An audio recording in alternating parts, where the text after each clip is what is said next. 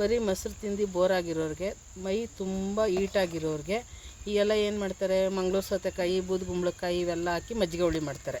ನಾನೇನು ಮಾಡಿದ್ದೀನಿ, ಡಿಫ್ರೆಂಟಾಗಿ ಸೋರೆಕಾಯಿ ಹಾಕಿ ಮಜ್ಜಿಗೆ ಹುಳಿ ಮಾಡಿದ್ದೀನಿ. ಅನ್ನಕ್ಕೆ ತುಂಬ ಚೆನ್ನಾಗಿರುತ್ತೆ.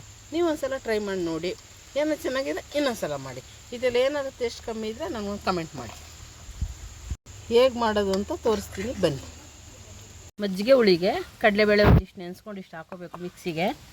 ಇದಕ್ಕೊಂದು 10 ಹಸಿಮೆಣ್ಸಿನ್ಕಾಯಿ ಹಾಕ್ಕೋಬೇಕು.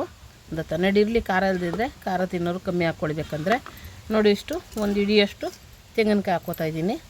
ಇದಕ್ಕೆ ಇಷ್ಟು ಸಾಕು. ಒಂದಿಷ್ಟು ಕೊತ್ತಂಬರಿ ಸೊಪ್ಪು ಇದನ್ನು ರುಬ್ಕೊಳ್ಳೋಣ. ಚೆನ್ನಾಗಿ ನೀರು ಹಾಕೊಂಡು ನುಣ್ಣಗೆ ರುಬ್ಕೊ.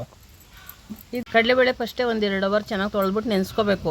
ನೆನೆಸ್ಕೊಂಡು ಹಾಕಿದ್ರೆ ಚೆನ್ನಾಗಿ ನೆಂದಿರುತ್ತಲ್ಲ, ಟೇಸ್ಟ್ ಚೆನ್ನಾಗಿರುತ್ತೆ. ಆಮೇಲೆ ಹಸಿಮೆಣ್ಸಿನ್ಕಾಯಿ, ಕೊತ್ತಂಬರಿ ಸೊಪ್ಪು, ತೆಂಗಿನಕಾಯಿ ಹಾಕ್ಕೊಂಡು ರುಬ್ಕೋಬೇಕು ನುಣ್ಣಗೆ. ಸೋರೆಕಾಯಿ ಮಜ್ಜಿಗೆ ಹುಳಿಗೆ ತುಪ್ಪ ಹಾಕೋತಾ ಇದ್ದೀನಿ. ಇಷ್ಟು ತುಪ್ಪ ಬೇಕು. ತುಪ್ಪ ಕಾದಿದೆ. ಸ್ವಲ್ಪ ಸಾಸಿವೆ ಹಾಕೋತಾ ಇದ್ದೀನಿ. ಸ್ವಲ್ಪ ಜೀರಿಗೆ ಹಾಕೋತಾ ಇದ್ದೀನಿ. ಒಣಮೆಣಸಿನ್ಕಾಯಿ, ಕರ್ಬೇವಿನ ಸೊಪ್ಪು ಹಾಕೋತಾ ಇದ್ದೀನಿ. ಇದಕ್ಕೇನು ಈರುಳ್ಳಿ ಬೆಳ್ಳುಳ್ಳಿ ಏನು ಹಾಕೋಂಗಿಲ್ಲ. ಇದು ಬ್ರಾಹ್ಮಣರ ಅಡುಗೆ ಮಾಡಿ ತೋರಿಸ್ತಾ ಇದ್ದೀನಿ. ನೀವು ಮಾಡ್ಕೊಂಡು ತಿನ್ನಿ, ಬ್ರಾಹ್ಮಣರಿದ್ರೆ ನೋಡಿಕೊಂಡು ಹೆಂಗೆ ಮಾಡೋದು ಅಂತ ಮಾಡಿ ತೋರಿಸ್ತೀನಿ. ಇದು ಸೋರೆಕಾಯಿ ತೊಳೆದು ಸಿಪ್ಪೆ ಒರೆದು ಸಣ್ಣಗೆ ಕಟ್ ಮಾಡಿ ಇಟ್ಕೊಂಡಿದ್ದೀನಿ. ತುಪ್ಪ ಸ್ವಲ್ಪ ಹುರ್ಕೋಬೇಕು. ಹಿಂಗೆ ತುಪ್ಪ ಸ್ವಲ್ಪ ಬೇಯಲಿ. ಹಿಂಗೆ ಬೇಯವಾಗಲೇ ಸ್ವಲ್ಪ ಉಪ್ಪು ಹಾಕೋತೀನಿ. ಅದು ಉಬ್ಬಕ್ಕೇನು ಹಾಕಿಲ್ಲ. ಅದು ಸೋರೆಕಾಯಿ ಜೊತೆ ಉಪ್ಪು ಹಾಕಿದ್ರೆ ತಿನ್ನುವಾಗ ಟೇಸ್ಟ್ ಇರುತ್ತೆ.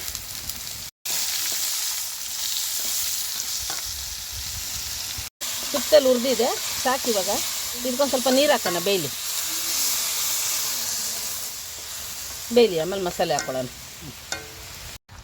ಇವಾಗ ಬೆಂದಿದೆ ಸೋರೆಕಾಯಿ. ಇವಾಗ ಅದಕ್ಕೆ ಆವಾಗಲೇ ರುಬ್ಬಿಟ್ಕೊಂಡಿರುವಂಥ ಮಸಾಲೆ ಹಾಕಿ ಬೇಯಿಸೋಣ ನೀರಲ್ಲಿ.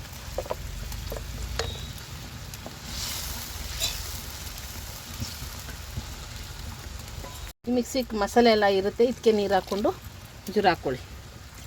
ಜಾಸ್ತಿ ತೆಳ್ಳಗೆ ಮಾಡಬೇಡಿ, ಗಟ್ಟಿಗೆ ಇರಬೇಕು ಮಜ್ಜಿಗೆ ಹುಳಿ ಅಂದರೆ. ಇದು ಹಾಕ್ಕೊಂಡು ಆಮೇಲೆ ಇದು ಬೇಯಲಿ. ಬೆಂದಮೇಲೆ ಮೊಸರು ಹಾಕೊಳ್ಳೋಣ.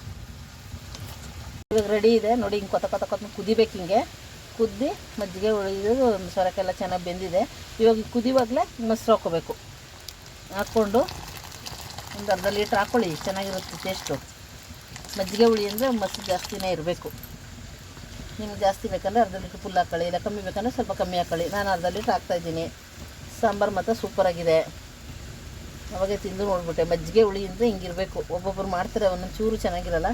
ನೀವು ಸಲ ಟ್ರೈ ಮಾಡಿ ನೋಡಿ. ಸೋರೆಕಾಯಿ, ಬೂದುಗುಂಬಳಕಾಯಿ, ಮಂಗಳೂರು ಸೌತೆಕಾಯಿ ಎಲ್ಲ ಹಾಕೋ ಮಾಡ್ಬೋದು. ನಾನು ಇದರಲ್ಲಿ ಸೋರೆಕಾಯಿ ಹಾಕಿ ಮಾಡಿದ್ದೀನಿ, ಡಿಫ್ರೆಂಟಾಗಿರಲಿ ಅಂತ. ಮೊಸರು ಹಾಕಿದ್ಮೇಲೆ ಹಿಂಗೆ ಚೆನ್ನಾಗಿ ತಿರ್ತಾ ಇರ್ಬೇಕು. ಹಿಂಗೆ ತಿರುಗಲಿಲ್ಲ ಅಂದರೆ ಒಂಥರ ಒಡಗಡಕ್ಲಂಗೆ ಆಗ್ಬಿಡ್ತದೆ. ಹಿಂಗೆ ಮಾಡ್ಕೋಬೇಕು. ಹಿಂಗೆ ಮಾಡಿ ಹಿಂಗೆ ತಿರ್ತಾ ಇರ್ಬೇಕು. ಹಿಂಗೆ ಚೆನ್ನಾಗಿ ಹಿಂಗೆ ತಿರ್ತಾರೆ. ಉರಿಯೆಲ್ಲ ಆಫ್ ಮಾಡಿಬಿಡಿ. ಬರೀ ಕೆಂಡದ ಮೇಲೆ ಮಡಿಕೊಂಡೆ ಸಾಕು. ಹಿಂಗೆ ತಿರ್ತಾರೆ. ಹಿಂಗೆ ಸೋರೆಕಾಯಿ ಮಜ್ಜಿಗೆ ಹುಳಿ ರೆಡಿ ಇದೆ. ಸೋರೆಕಾಯಿ ಮಜ್ಜಿಗೆ ಹುಳಿ ರೆಡಿ ಇದೆ. ಬನ್ನಿ ಬಿಸಿ ಅನ್ನಕ್ಕೆ ಹಾಕೊಂಡು ತಿನ್ನೋಣ.